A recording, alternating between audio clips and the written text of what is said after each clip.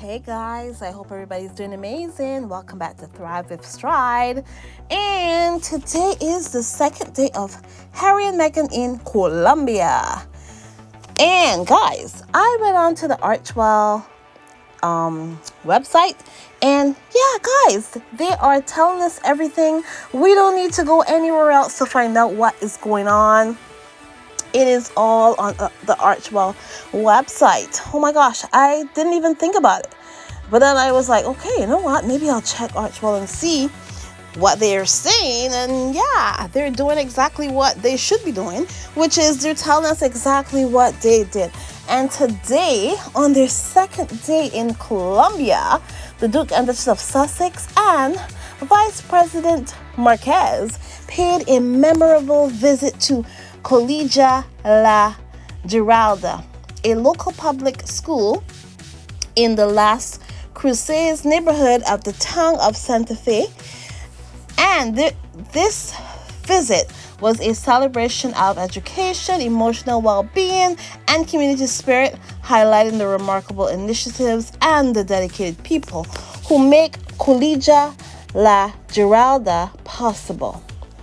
And it goes on here. The couple was warmly welcomed by Serafine Ortones, the head of school, who led them on a thoughtful tour of the campus.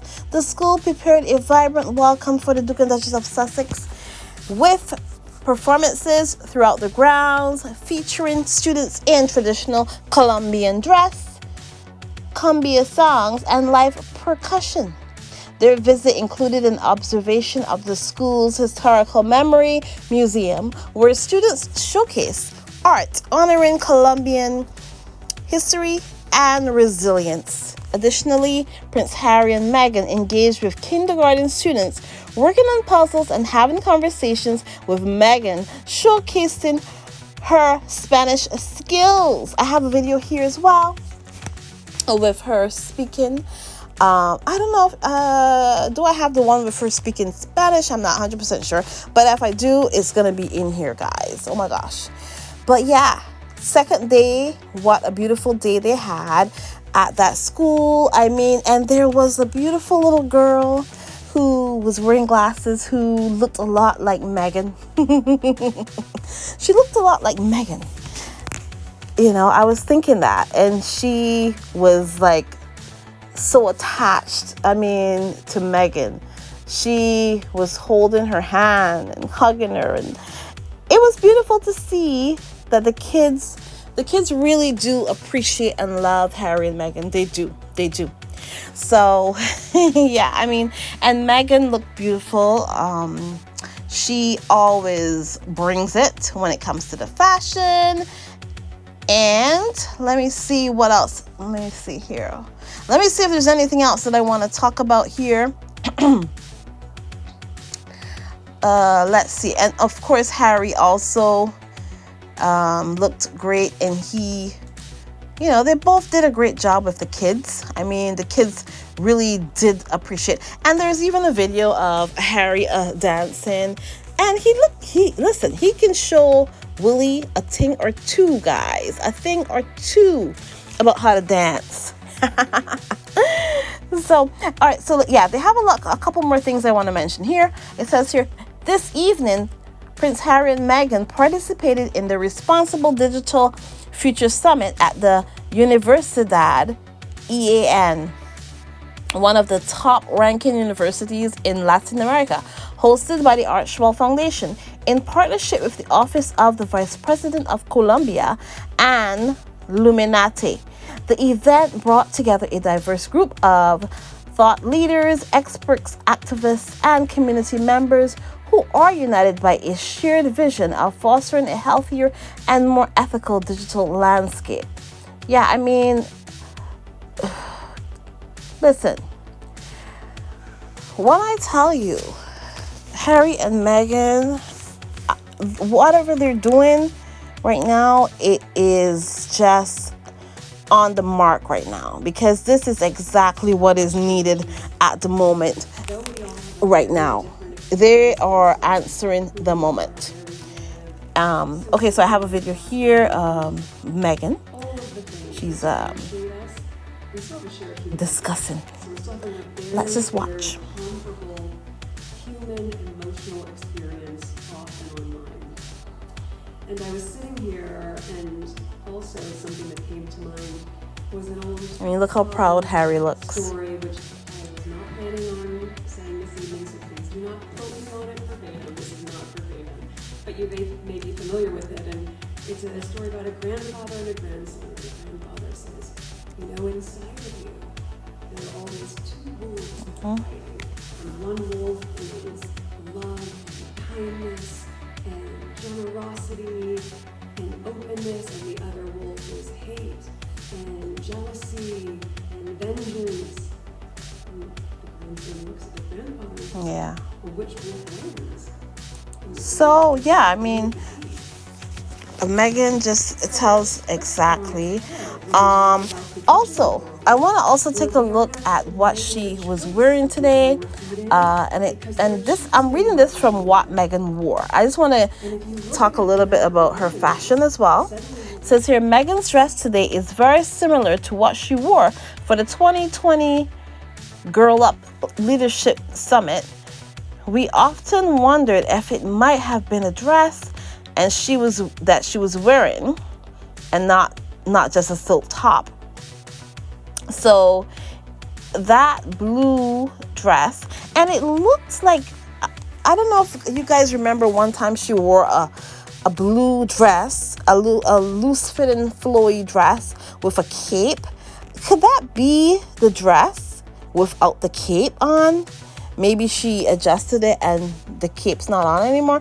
But I love that blue dress, you know, and she really does mix up her style sometimes. She does switch things up a little bit, and I appreciate that. So I really like the blue dress that she wore, and you know, her fashion is off the chain.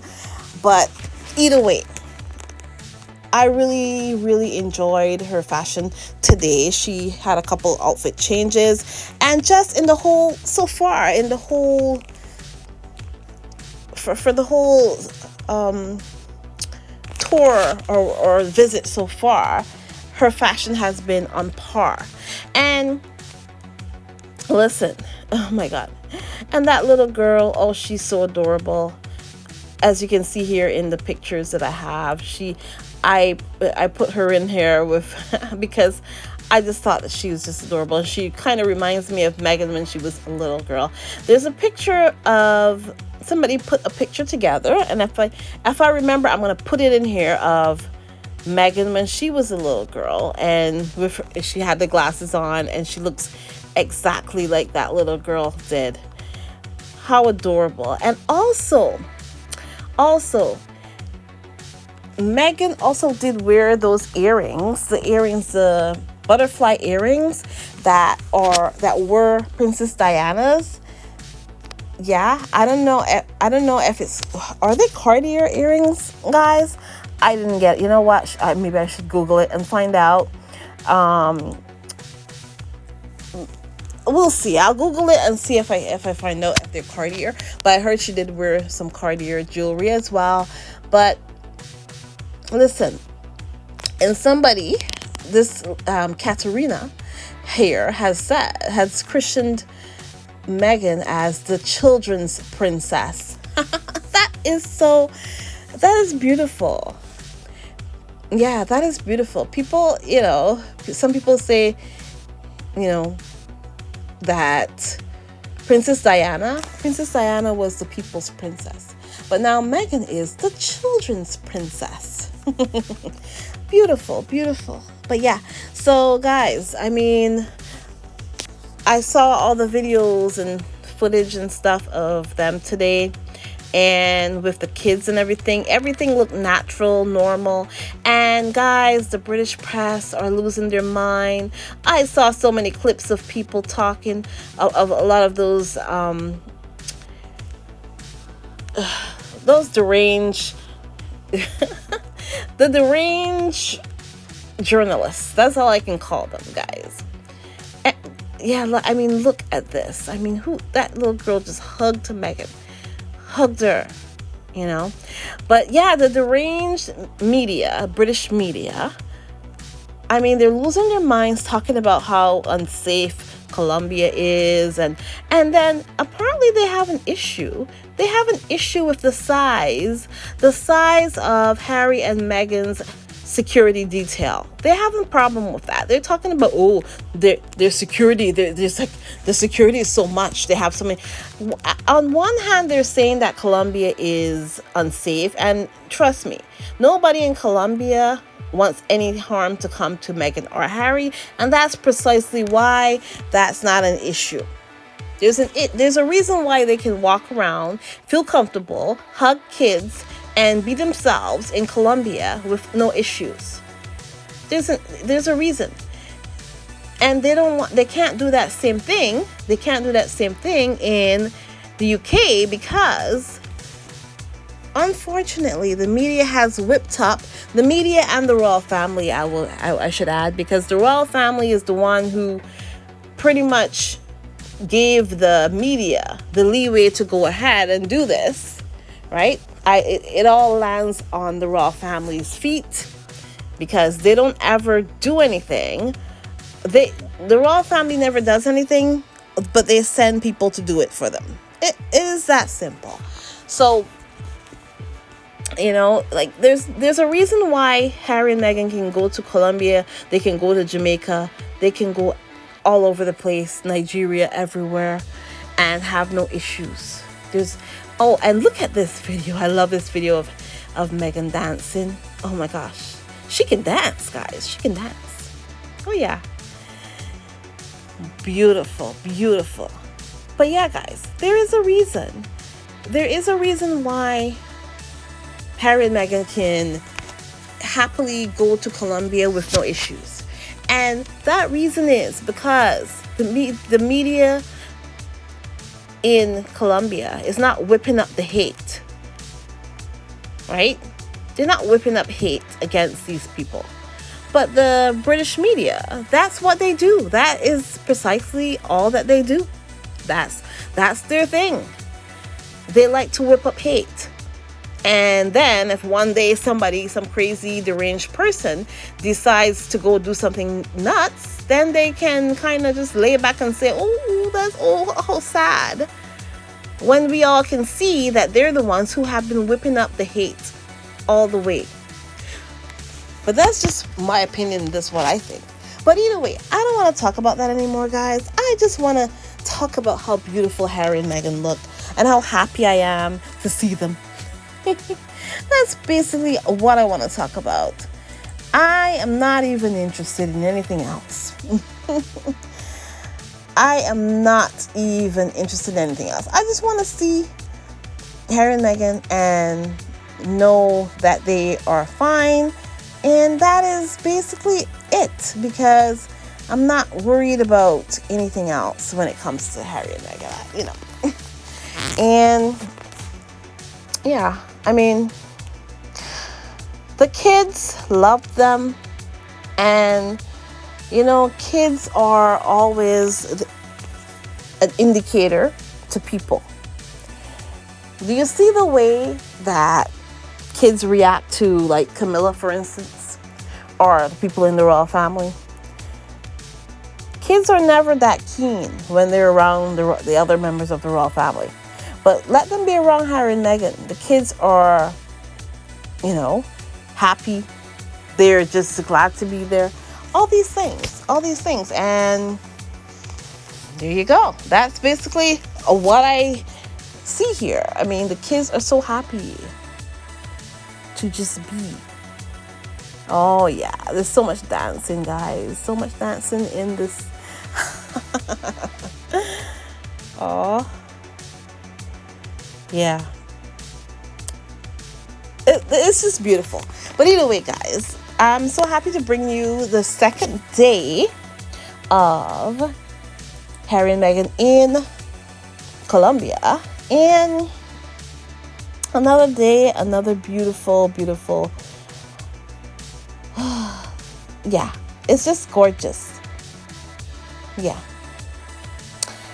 So I also want to add another thing too as well.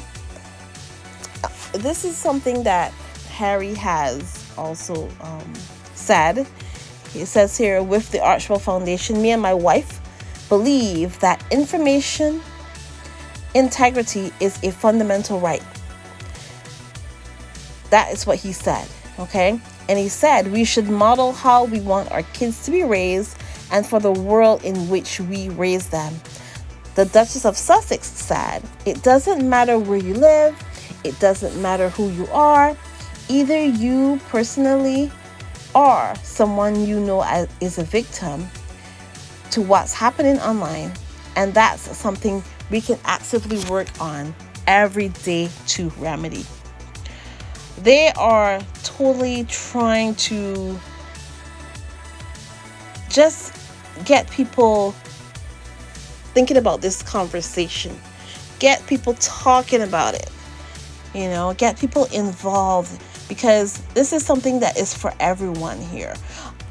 They're all our kids. They're going to be the future. And if they are getting harassed, if they're unhappy, because of online abuse, we don't want that. So I am totally behind everything that Harry and Meghan are doing right now. And we're going to see what they're going to do for the next day, day 3. This is highlights from day 1 and 2 that I have here. And yeah, guys, I am so happy to be able to do this. I will find the time when Harry and Meghan are out, guys. I kind of struggle to find the time sometimes. Especially if there isn't anything that, if Harry and Meghan aren't out and about, I have to kind of push myself to do things. But if Harry and Meghan are out, oh yeah, I'll be there. Anyways, guys, please remember to like, subscribe, and share. And guys, I will talk to you in the next one. If you have sent any super chats or super stickers, I really do appreciate it. You can buy me a coffee if you want to as well, guys. I really appreciate the support. And, I appreciate you guys still always coming through. And yeah, I'm happy to be a part of this. And have a wonderful, wonderful rest of your week. And I will talk to you in the next one, guys. Bye.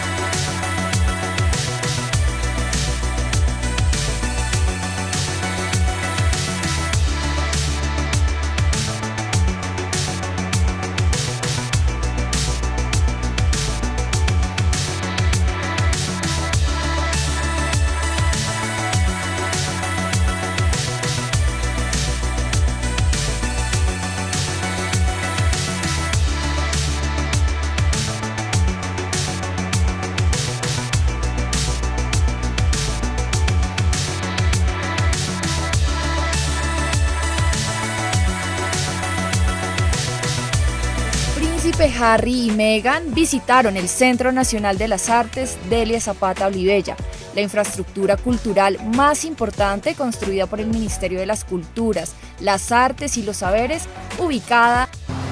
I love you.